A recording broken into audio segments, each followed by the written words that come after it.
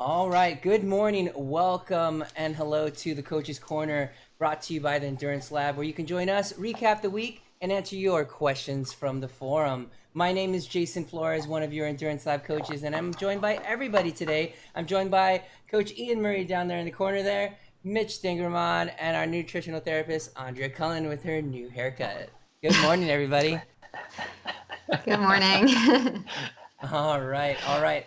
So we've got a fun little podcast to put together for you guys. We're actually going to do a couple of race reports from the races that some of the coaches have been doing, specifically Andrea Cullen and Coach Mitch. And we're going to tell you a little bit of some takeaways, hopefully, that you could take away from some of our events to be able to apply into your racing and training. We're going to start over with Coach Mitch, and he's going to tell us a little bit about his event, and I will hopefully be able to pull some things up, and then pretty much just Ian and I are going to grill them about the things that they did wrong during their events, and hopefully we can pull something out of it. So that's all we'll focus on. That's all we'll focus on. So all right, so this one was a couple weeks out. We just wanted to save it so that we could have a good amount of content, and then Mitch was pretty much crawling around for the last week, so it's been okay. I actually felt better than I thought I would, but yeah. We'll go ahead. Well, let's hear about it. Let me pull up. I guess we'll do the map. We'll start with that, and then I've got a couple other images that I can show. I think it'll be really fun. Yep. Yeah. So let me do this. All right. So maybe tell us the name of your event and kind of what it was. Yeah, so there's a long-standing 10-mile race, which is a really odd distance, I think. But whatever, it's the U.S., it's in Flint, so you can't get much more American than that. And it's a 10-mile race up in Flint called the CRIM. They've been doing it for years now, like decades. And I've always wanted to do it. I was at the swim club, I think, in early July with some new friends, and the wife is a real avid runner. The husband kind of dabbles in running, but he's more of a climber now. And they said they're going to run it, and they've been running it for like the last 8 years, and they had room in their car, and I'd be welcome to join them. Well, I hadn't been running, but I kind of thought in my head, I think I had about 5 weeks at that point, that maybe I could kind of over a few weeks just start running and see if I could get some momentum going, stay healthy, and build a plan to get to 10 miles a week before the race, and then kind of recover a little bit and then race it and just do it for fun. It wasn't really to set a personal best. It was to see if I could run healthy, work towards a goal, and kind of jumpstart my fitness a little bit. Awesome. So why don't we start with kind of the course? Tell us about kind of the course and kind of what you saw out there. Yeah, the course is it's a really fun course. It was it's probably the most favorite race I think I've run, a pure run race. It starts in downtown Flint, which is a pretty old historic city in the United States. It was where General Motors did a lot of their operations years ago. It's fallen on hard times, but it's kind of coming back. But the city was really what the whole race was running through. So you started downtown, you ran out of downtown. It had a lot of hills. There's an elevation map in here somewhere, which Jason will show. Mm-hmm. And you went through a lot of the old neighborhoods. And what was great was that the entire city really came out to support the race. So there's folks on every corner. The water, the hydration areas were well staffed, but then there was also beer stops. There was someone with mimosas. There was someone with cold coffee. There was bacon and watermelon at one stop. So it was just it was like really a big festivity. And you can see the elevation map here. It was really up and down the whole race. Yeah. One really big hill at mile 5. And then what was funny was I thought that the race was really downhill from mile 5 on. But when you look at it, there's enough of these little hills that you didn't ever feel the down. It felt like it was still uphill the whole time, right when you're really tired. But it was a blast of a race. Had a really, really fun time. Well, don't let that graph mislead you. I mean, it's only 100 feet of gain. Come on. So that one was 350. That was 350. Well, what was at the top of the 350 hill? What was at the top of that hill? They actually have a sign. It's like some neighborhood or something. And I'll admit that one hill, I mean, they weren't that long, and it really wasn't that high. It wasn't like a long sloggy climb. They were kind of like more of like little punchy climbs, especially that one at 5. Yeah. And in my fitness, I it was harder than it probably should have been. So I just laugh because the way the graph looks, it looks like you ran basically a mountain state. I ran up Mount Everest. Yes, You ran a tour. it was Mount Everest. Yeah, it was. It must have felt like. Oh, excellent. All right. All right. So coming in, maybe you could talk a little bit about kind of how you felt coming in and the challenges that you faced, kind of like our everyday athletes face coming into races like this, getting prepared for something that you guys just talked about over beers. Yeah. So those who've been following know that I've had a really rough few years from a running perspective from injuries. I had a really hard time staying healthy. I'd started running a little bit this year. Had started focusing on cycling again, and then I started running, and this is really kind of ugly because all I was really trying to do was get a few runs in a week, a couple cycles, and just try to build the volume gradually, in a quick fashion, which is really kind of opposite of each other. And I had a vacation in there at some point as well, which was, I think I don't know which week it was. But I had a family vacation in there where we went up, so I got a couple of runs in and some hikes. But really, it wasn't the greatest training. It was, can I run some? Can I get comfortable with the distance? And I think on week 4 is the only 10-mile run. Actually, no, that was an 8-mile run. Then there must be another week in there. So over 5 weeks, I got up to 10 miles, and the paces were never good. The legs never really felt that good. And then I think the week of the race, I think I just had 2 short runs, a little bit of like pickups where I ran a little harder, but really tried to just kind of run at a tempo pace most of my training runs. Oh, excellent. Oh, go ahead. I was going to ask about the people there, but go ahead. No, go ahead. Oh, I was saying the number of people there and kind of what numbers are we talking? Because this is you were telling us this was a really popular race that you did, or yeah.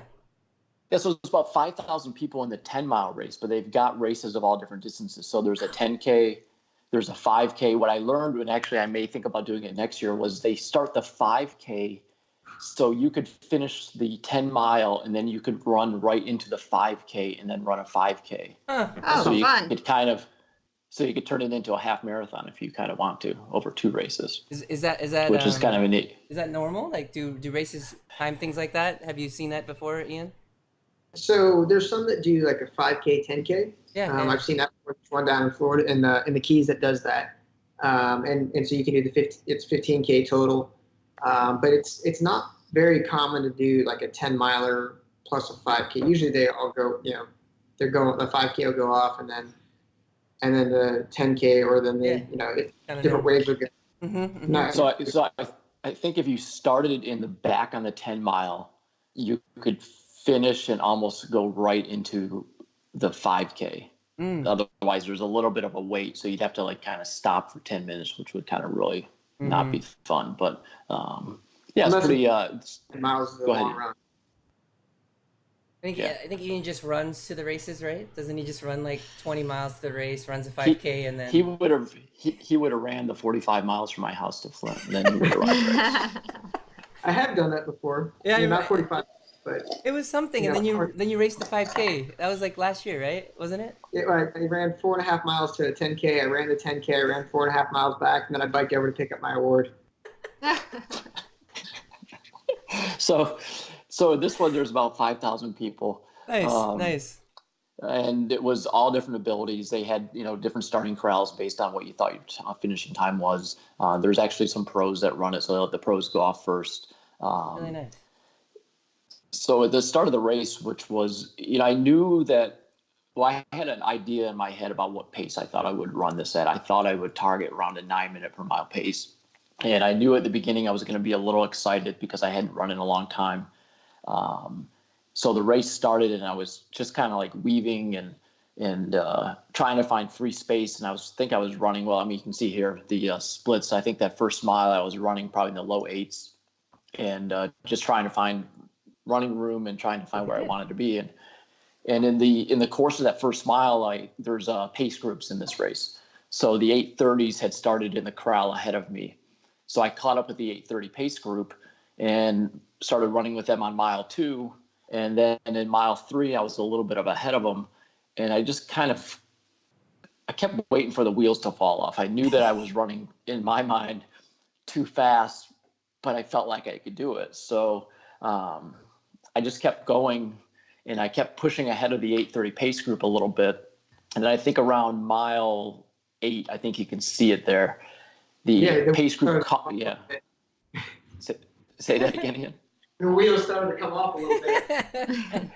They did, and you can actually on the graph with the power and the elevation again, you can actually see. So around mile 8, actually around mile 5, I walked a hair at the top of that big hill. And then mile 8, I started walking more. So the 8:30 pace group caught up with me at mile 8. They were happy to see me again. I'm a miserable person to run a race with because I talk a lot. So I can see that. So I just start chatting with people randomly. And so I had a conversation with the head of the pace group about tattoos and kids, and they caught back up with me at mile 8. That was a little demoralizing. I walked a little, and then I just I knew in my head, and I knew from looking at my splits where I was, and I knew that 8:30 was attainable for the race. So I just kind of started budging towards that number and worked towards that end at for the finish. Nice. Yeah. Good splits there. Actually, looks really good. One of the things, Mitch, is that I want to ask is, you right away, you said you started off too fast. You were running, low 8s. How did you feel? Did you feel? I mean, that's too fast, but did you feel like, I feel good? Actually, I did. I felt like I kept looking at my watch, and I kept thinking, this is not what I've done in any of my training, and I know I haven't been running. Yeah. So here it comes. Yeah.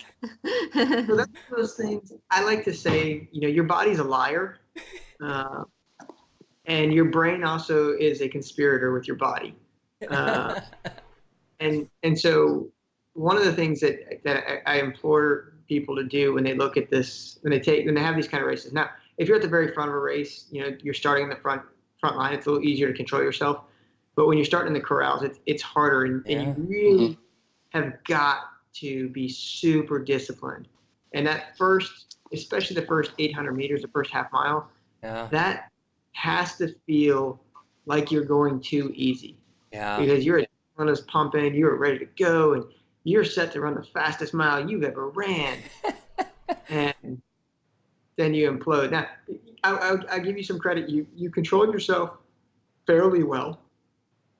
In 8:14, when your average pace was only 8:25, that's not bad. I mean, I've seen people do like 7:45, and then they implode like champs, and maybe crawl home because of that. But you held out, so I don't think you really overdid it too much. One second. That is. Yeah, so I guess maybe as a hold on, he's probably muting us here. He's muting us too. That's fine. So Ian's gonna step away, but I did want to talk about.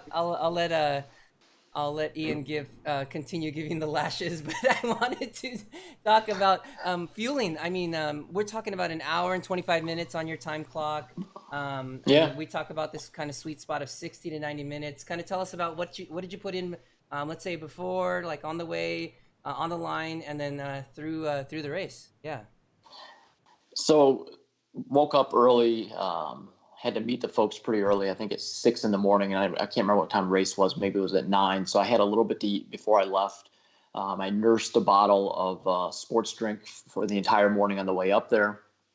I meant to have 3 gels in my pocket for the race, 1 to take right before it started, and then 2 to take during the race. And I dropped one when I dropped off my gear bag. I lost it. So I ended up taking 1 gel 15 minutes before the race. And then I think I adjusted my plan based on my running time. And I think I took it around the 5 mile point. And then I just finished through. And I didn't have I just had water on the course. I wouldn't take any of the Gatorade because I don't really drink Gatorade anymore. So I was afraid of what it would do to the stomach. And I think the fueling was fine. I think, I mean, to me, I think it's almost more psychological gel. Maybe the caffeine helps a little bit, but I hadn't really been using much fueling in training either. I think on the long 10-mile run, I think I used a couple gels, but I used to use them much more religiously in training, and I tend to just kind of use hydration. And actually, I used to be really religious about even drinking on 3 and 4 and 5 mile runs, and I've really kind of quit that too. Yeah, I just kind of drink before and after now. Yeah, it's not necessary on a 10-mile run at the pace you did. You're taking some fluids a little bit, but it's not necessarily. No, it's not. If you fuel properly for a race, an hour and 25 minutes, you should be okay. Yeah. Maybe in a gel. Yeah. If you've worked your training correctly and you're sticking to your pace. Yeah. Well, which I wasn't, but. Yeah, you were close. I think so. Yeah. How long before things started kind of thin out? I guess you think it was like the 800 meters, like from the corral to, it takes a while to get to the line gets started, people starting going, it's kind of real busy. How far did you get before it was like starting to really open up a little bit, Mitch? It was pretty packed most of the race. Oh, it was, really? Hold on. Okay. I got dogs running around here. I apologize. That's right. No, there was enough people that it wasn't like I was running through people, but there was always people around. There was never a chance when you're on the course where there wasn't someone for me to talk to, if you want to put it that way. That's funny.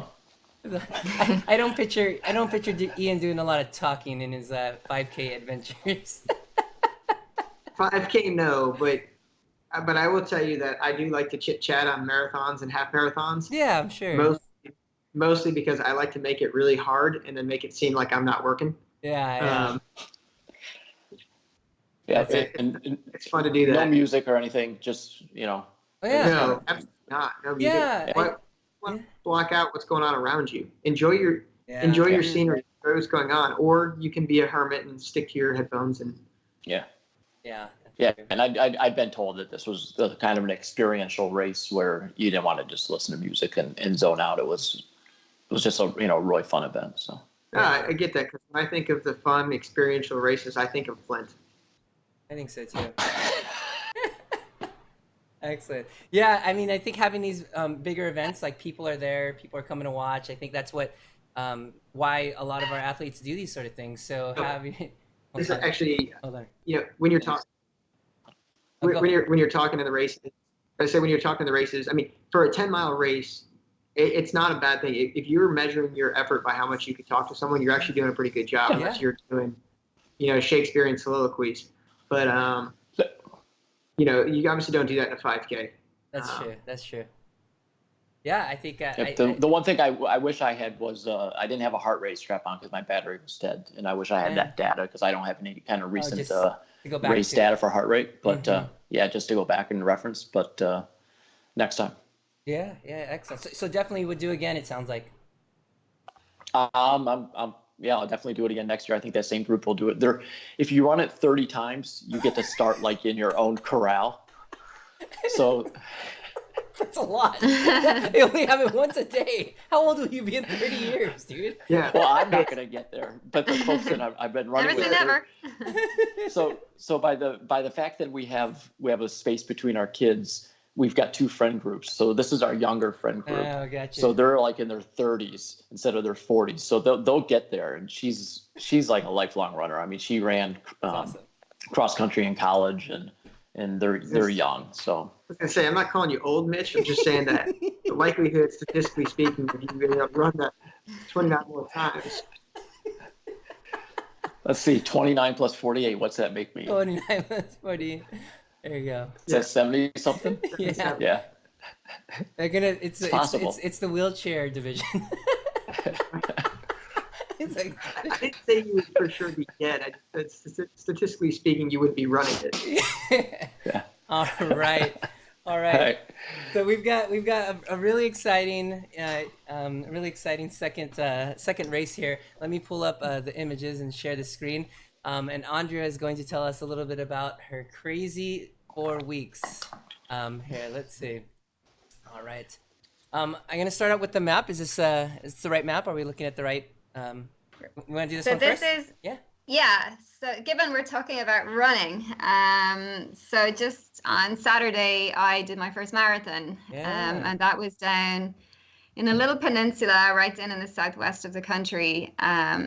It's on. I think it's actually written on the list of top scenic marathons that you can do, whether it's in the world or in Europe. It's absolutely beautiful. And we had a sunny day. I don't know where it came out of because we've just had a horrendous summer. There was a lot of Americans there running in green. We had, or maybe I'm assuming that every green person I ran past was American. But I think it's definitely... Could have just been leprechauns. Don't be racist. It could have just been leprechauns, but there was a lot of full green outfits, which I thought was very amusing. And we had there was a lot of South Africans actually. Big, you could see they all had flags on the hats. So it's a real international race, and it sells out almost a year. You know, the minute the entries go up now, that will sell out straight away. And so I entered it last year, not knowing kind of that I was going to be doing a half Ironman 2 weeks before it. So I was nervous about this. I've never ran past 24K. I've only ran a max of 21, like a half marathon distance this year. And I really had no idea what was going to happen. My legs were crushed after Dunleary. I just did a little bit of running in the 2 weeks before, and my legs didn't really they came back for my last session last week. I did a session with some 3-minute pickups in it. And I thought, oh, okay, the legs are a little bit okay. And then I just did a lot of praying. So they start the race off with the half marathon and the marathon all together. So it is a little bit frantic and it is a little bit fast. And I had evil elf Ian in my head just saying, pace it, pace it, pace it. And I even forgot to turn my watch on at the start, which who does that at a race? So I was messing around with that. And then I realized, okay, I'm running kind of fast here. And then I thought, I actually feel okay. And then I thought, well, let's just run 21K and then face the unknown. So I did a handy 21K, got to 22K, and my brain went, oh, what is happening now? Yeah, right about you. And I thought, well, okay, I promised Ian I was going to eat a sandwich and stop at one point. So I stopped at 24K, ate a bit of a pita bread. So I can do this running, and ran off again. And then I just kept going. My legs actually, I never hit a wall. They never got more sore than they do in a triathlon. And they never got as sore as they did the week after my last half Ironman. So I just thought, keep going. Nice. We had this really strange out and back section where to get the course distance, they doubled us back. So you had an out and back, which meant you got to see everyone. And I find they're head wrecking because you're going out one way knowing you've got to come back. And we were going down a hill into the wind, and there was sun. And I said to myself, I'm going to have to run back up this. And it was the strangest thing because when I turned around, it was still going down. And I couldn't. I thought, okay, I'm delusional here. I'm going hypoglycemic. And it was just the strangest feeling. And then I thought, well, I'll embrace it. I feel like I'm going down twice, but that's all right. And then we got to the turn back up, and I said to the guy, do we go left here? And he said, yes, and then prepared to walk up the hill. And I said, I'm damned if I'm walking up that hill. So obviously you can see it was about a mile long, that hill. And it was tough, but I just slowed down and I got the whole way up. And then at the top, people are handing you water. And it's like, I can't drink that water. I'm going to suffocate here. I'm dying. And then it was all down.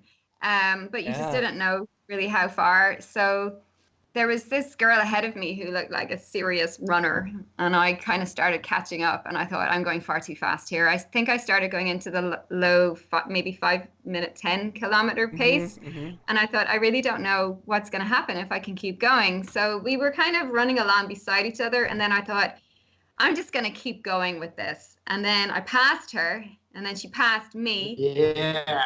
But I was doing the same pace. So I thought, okay. So I passed her out again, and all I could hear was her looking at me going, "Not you again." And I thought, that's it, I'm gone. And I just kept going. So Yes, that's my girl. It's awesome. yeah, That is I pretty funny. was delighted. Never in my dreams thought I could do the 42K without really. I stopped in the water stations to make sure I drank, and I paid attention to my fueling, and I did a 3:52 for my first marathon. So I'm happy. Wow. That is pretty amazing. And it's weird how it works. If you pace yourself out and you focus on your nutrition plan, you do what you're supposed to do. It's interesting how that works, Mitch. But you know, it was a breakthrough day, Ian. I think Andrea did awesome. Yeah, no, I think so think too. she did. Yeah, so here, let me pull this in. So you told us a little bit about the course there. Tell us a little bit about kind of how many people were there, kind of your category, how that all kind of panned out How there. many people were there? Looks like she's like, Five. Well, it says yeah. there's 596 that did the marathon. There was probably a lot more that did the half marathon. So it's not a huge event. Nutrition wise though, this might be helpful to people. I looked at the plan for where all the stations were, and it seemed obvious to me that there wasn't going to be enough fueling on the course. So I even said it to Garen, who did a great race. I said, make sure you're prepared. And, you know, we all had race belts with good nutrition on it. They provided water at a lot of the stations. And I know I sweat a lot, and I suspected I sweat a lot. And actually, when I looked at my clothes after the race, they were covered in salt. And I wasn't sweating. I was just sweating salt. So I had a little handheld hydration, 250 ml flask. And I filled that with a Precision Hydration 1500 milligrams. So I had a super salty concentration in my hand. And then in all of the water stations, or most of them, I stopped. I drank more water than I normally would drink. And I took some of the electrolyte and I ate. You see, I do a lot of, like, I'll do a 2-hour run and I'll really only take a small bit of nutrition. I'm quite a good fat adapted athlete. But when you're racing, no matter how fat adapted you are, you need to get that nutrition in. So I made a huge effort because I did not want to do what I see so often in clients, which is fall over the line, go hypoglycemic, get really dehydrated. That was my worst nightmare, given that I had no idea what was going to happen and could I do the distance. So I really made an effort with my nutrition. And I think that got me through. I had a happy race. I felt, you know, I really enjoyed it. And I think if you go low blood glucose, it's not fun at all. And people might think I'm crazy having some salads in the middle of it, but I needed to do it for my stomach to tolerate the gels and just give me some sustenance and also a reason to slow down. So that worked for me. That worked out well. Yeah. So we've got an image here of you coming through the line with no one close. I guess the person you ran by gave up there a couple miles. And she was wearing Vaporflies. These are appearing everywhere lately. So it's really interesting to see how many runners are wearing Nike's new carbon-plated $300 shoes. Interesting. So I just want to throw something out here for clarification. If you look, so Andrea did this on very little training, very little specific training for the marathon. Right. And she's only 30 minutes off the podium. So that tells you how good of a race she ran. Yeah. I'm trying to find time. So here we go. Yeah, I think that's super impressive. Oh man, when can I get it? No expectations. I tell you, it's never going to be the same again. Yeah, not bad at all. Excellent. So we have a second race actually. We started kind of from the back here, but let me bring it forward to our Ironman effort. Let me pull up the map, and then we can talk a little bit about that and kind of our run up to it. So there we are. Excellent. Okay, cool. So this is the endeavor all before the marathon, kind of just pigtailing off of the running that we were talking about. But this was kind of what you've been putting your last couple months together for, right, Andrea? Yeah, so I had retribution with a half Iron distance race this year. And last year, if people don't know, by August last year, I was at my peak fitness, ready for a half Ironman event at the beginning of September. And then I got very sick.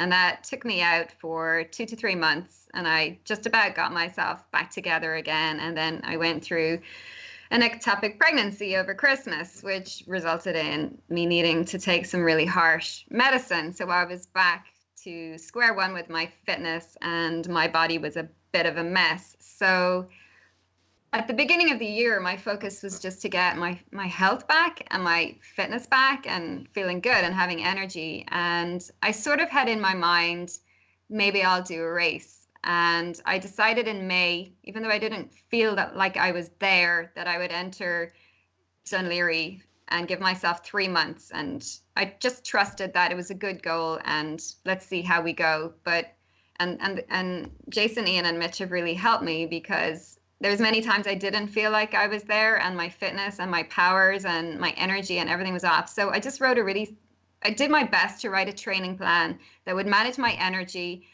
and somehow smartly get me fit for race day, and to just embrace the challenge. And it actually all really worked. For some reason, it just all came together. Now, Dunleary, we had great weather for the race. It's a tough 70.3 course.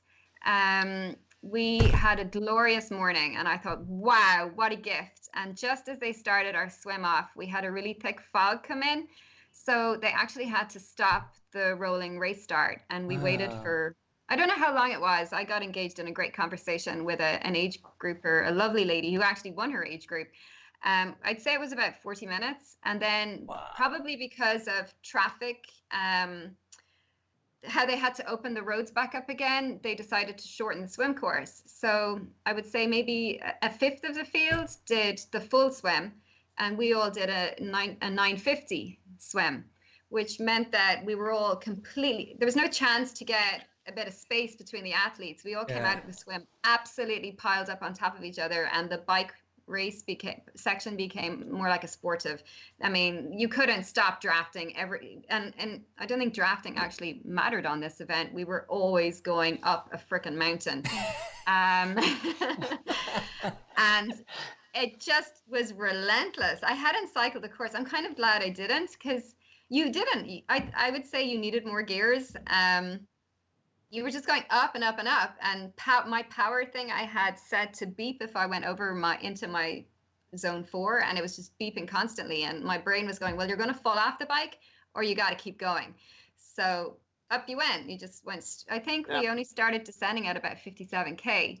And my chain got stuck in the small ring, which I suppose wasn't the end of the day, but it distracted me somewhat, because I didn't know, was something broken, or was I going to go head over heels over my bike or something?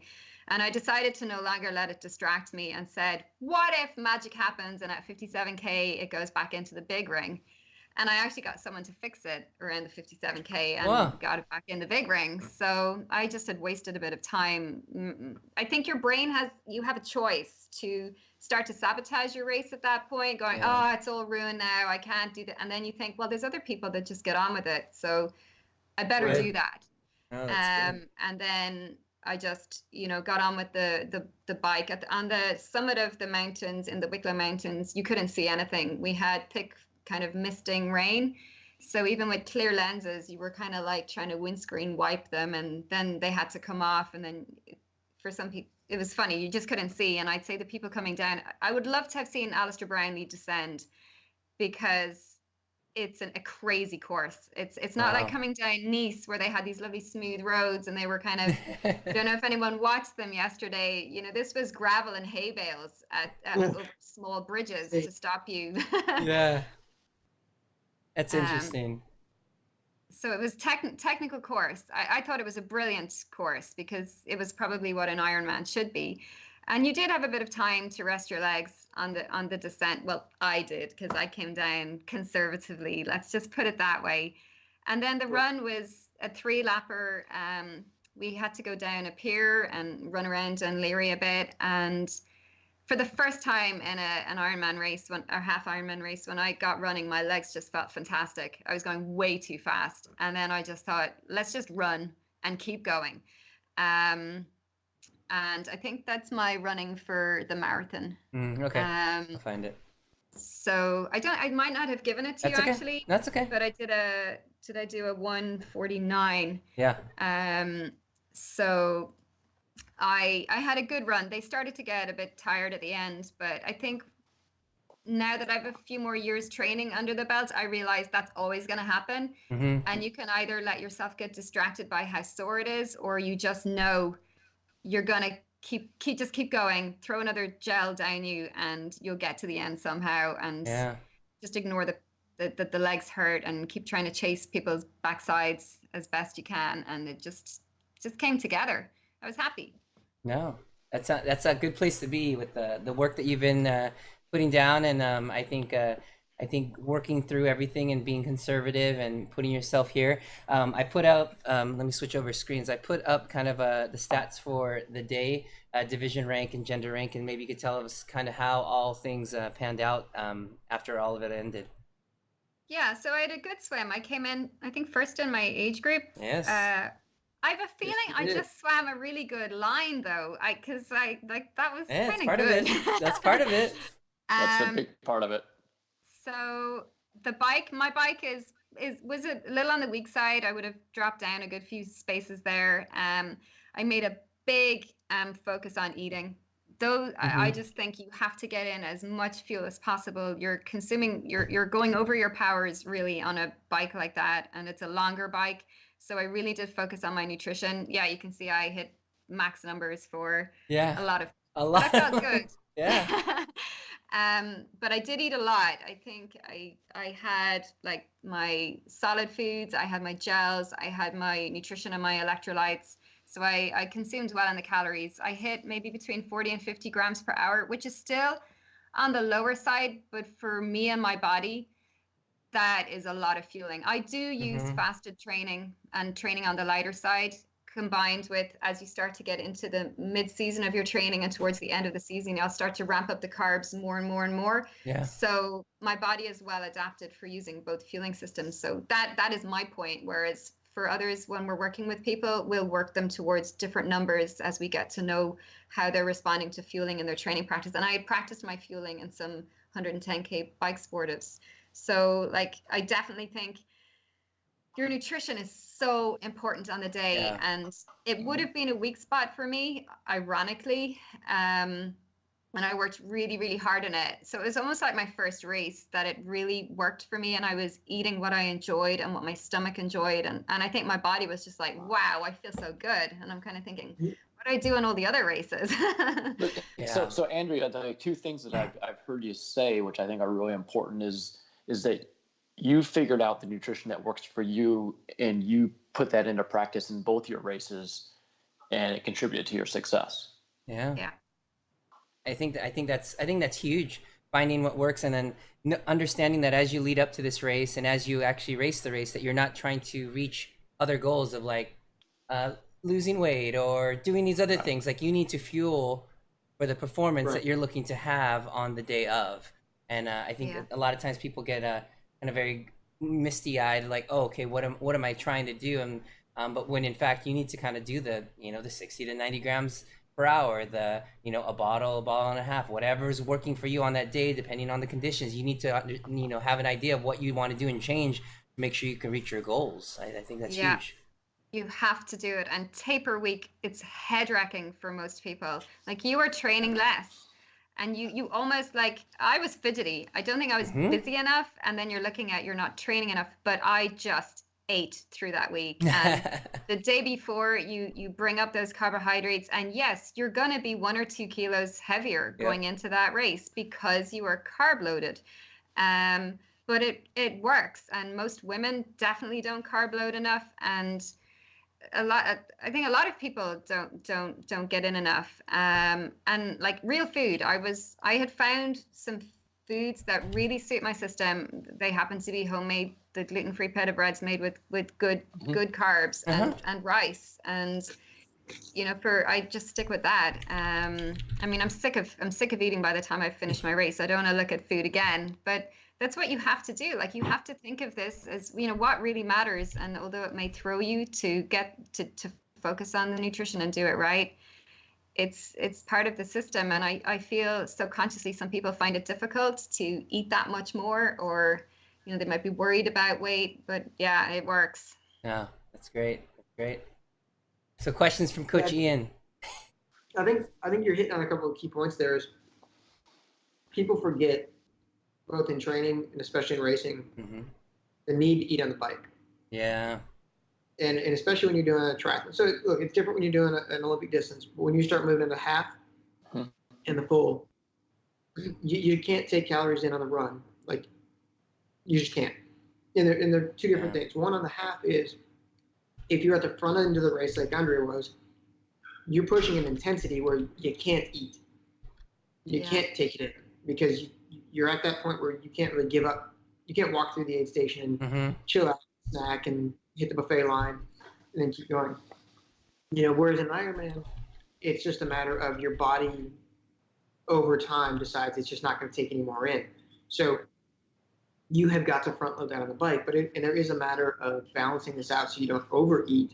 But I found that I maybe have overeaten once in 15 years on the bike. Maybe. Yeah, it's hard. It's hard to do. Yeah, and I think the time I overate, it was actually more of a hydration issue than overeating. Mm-hmm. And I've had times where I just couldn't take any more gels in. I feel like I'd taken too many in, and it wasn't because I was stuffed full and I had loads of energy. It was just my body was like, dude, yeah, we're not processing anything right now. Yeah. But the key was I hadn't taken enough on the bike, so when I got to the run, I didn't have those energy stores to draw on. Mm-hmm. And I think the biggest weakness of most people's race execution is that getting on a bike and starting to consume calories, because those calories you're consuming are, you have to look at it as like you're pouring water through a funnel. Mm-hmm. That it's just those calories aren't going to stay there. You're just kind of slowing it down. The depletion of your caloric reserves. So it sounds like you did a really good job with that, and you managed it. And the other part you did real well is you gave up. You traded places on the bike for places on the run. Yeah. And that's a take every time. I will gladly give up 2 or 3 positions on the bike if I'm going to take it back from you, and then some on the run. And if you can't go with the person that's out biking you, you can't go with them. Yeah. Yeah. If you're looking down, right? Yeah. If you're looking down at your zones, yeah. And right, because if they're going to outbike you and outrun you, it doesn't matter. You don't chase them anyways. Yeah. If they're just going to outbike you and walk, then who cares if they outbike you? Right. Last time I checked, there's only one race that has a prize for the fastest bike split, and I'm just going to throw this out there. Ain't none of us going to get that. Yeah, unless you have a pro card, I wouldn't worry too much about that, or ex-pro cyclist, I wouldn't worry too much about that. But yeah, so I think that's you hit on a few really crucial points about the feeding and fueling, and I think you also tagged in the other part, Jason, about losing weight prior to. Yeah. That ship sails 2 weeks. That ship is gone 2 weeks prior to the event. Either at race weight or you're not. And if you're not, you're not. You ain't gonna get there. Yeah. You can get there, but you're not gonna have a good day. You're not gonna be happy for sure. Right, and because that week before the race, like Andrea said, she was just eating through all the food. That's what you have to do. Your body's. You got to remember, the taper is your body recovering and getting that effort, because that's what the taper is. That's your body's rest time. Training doesn't make us strong. Recovery makes us strong. I think a lot of people miss that. You know what I mean? Like people just keep digging at the fire, and having people back off makes them stronger. And have them maybe, whether it's in the middle of the season and you have them kind of do less intensity, for a couple days or a week, and then get themselves to get stronger again. People just kind of really hammer in that intensity with so many options that we have, whether it be indoors and like group rides and just hammering stuff. You just can run yourself in the ground so easily, Yeah. That point on food, I found it really interesting watching people both in the marathon and in the half Ironman. So many people were like retching to vomit or burping really badly, and I think people are trying. I think you have to find your sweet spot with how much sugars you can take on board.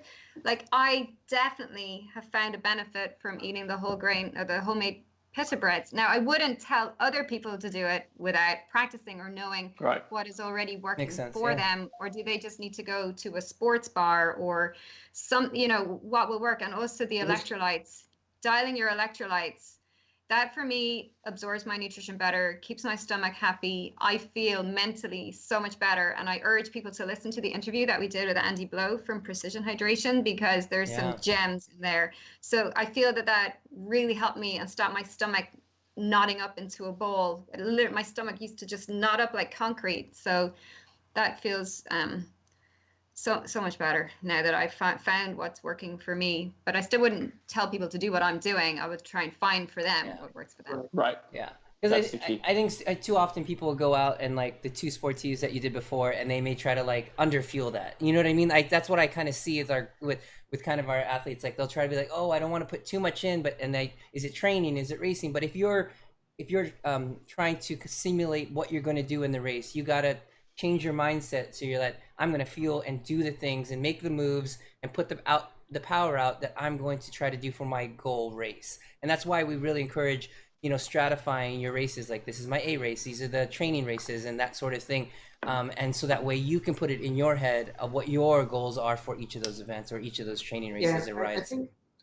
I think with that, Jason, the biggest problem is a lot of people forget that you don't bury yourself in training. Yeah. You work yourself out hard. You bury yourself in a race. Because you only have so many times you can dig deep, over a short period of time without having to take time off. Yeah. And we all do. We get on the Zwift race, and then you'll hear us at the end of the race. We're coughing, but those are the signs that you dug really deep. Now, there's a difference in doing that on a 45-minute race. You can do that pretty repeated. But if you go to the well on a marathon or a half Ironman, there ain't no going to the well again for a few weeks. Yeah. So if you're training on a 60-mile ride or a 100-mile ride, or you're training brick, if you did that within a month of your race, then you don't have that anymore. Yeah. You've already dug into the reserve. You're riding on bad credit at that point. So I think that's the other part too, is some people need to understand when you're doing these training rides, training races, whatever you want, training events. If it's just training, you should never end a training session completely and totally crushed, with a few exceptions. Yeah. If it's a 80K ride or 90K ride or 100-mile ride, you shouldn't end up that ride empty. Now, it's okay to finish the half Ironman damn near empty and dying as you cross the finish line, or the marathon, finishing empty as you cross the finish line, given everything you have, but you can't do it in training because then you just don't have it in the race. Yeah. Do you think there's an element of the mind going on there? So a lot of people are constantly training to prove something, and yet when it gets to the race, it just all blows up because all of the insecurities and the self-sabotage and the subconscious kind of belief system running in the background, so we're trying to prove something in training because we don't really believe in ourselves. And then when it comes to the race, we just prove all the things that, like, I definitely found the mind journey this time around very interesting. And I had a lot of sabotage belief systems come up that I decided to tackle this time around. And then when it came to the race, instead of trying to over control my outcomes, I did something interesting for both races. The night before, I just said, thank you, body, because obviously she's been really good to me and kind to me the last few months and has got strong. And I said, listen, just get me around this course the fastest, safest, happiest way possible. And I don't know if it did that, but both races, my body just seemed to know how to pace herself. Now, I don't know if that's crazy or if our body cells are actually listening to the thought patterns. And when the negatives start coming up, you have to get them straight out in a race because they are going to bring you down. You have to execute your choices and then stick by them, or else question them and then change your mind. But you can't let the negatives start to come in. And if the negatives, one thing I think is really handy, not burying yourself in training, but understanding what your body feels like when you do a low carb training session. What does a low blood sugar level feel like? What does that feeling of not being grounded anymore and feeling slightly adrenaline surged and not great? Because you'll start to notice all of these signals when you're racing. That's your cue straight away. I need to eat now because I remember what that felt like. But there's a time and place for that. Yes, time early and place. Season. Yes, yeah. 6 weeks before the race is not the time and place for that. Right. No. Okay. But I have to say, I find it really cute that Andrea thought that being crazy and working self-sabotage issues are mutually exclusive. It's pretty crazy to do that. Yeah, I think, Sometimes you see other people in your brain. yeah. I think I was doing it. I was getting unlucky injuries before some races, and then I'd look back at my training peaks, and the week before I actually was having a meltdown over I'm not good enough to do this. Yeah. So I don't know. I think we can have some crazy stuff really going on in the back of our minds from That's why you have people you can reach out to. All right. So definitely some fun weeks of racing here, and we've got some fun announcements as we move forward here that we should have in the next couple weeks. So we'll definitely kind of put those out to you guys, but hopefully you were able to take a little bit of takeaways from our races here, from Mitch and from Andrea today, and hopefully take that and into your racing and training as a lot of our seasons are wrapping up, or maybe you're getting close to your kind of a race of this year. If you have any questions kind of about these specific races, we'll try to put some links if you live near these areas, or if you just want to know a little bit more about them, and we can get some questions answered for you guys. Was there anything else before we sign off here, coaches? Looking good. Excellent. So we will catch everybody on the next podcast here. I want to thank everybody for joining in the Coach's Corner today. And if you like what you hear, give us a share. Check us out on Facebook. Check us out on Instagram. And don't forget, you can follow us at those links and we can get back to you. Otherwise, we will see everybody next week. See you, everybody. All right.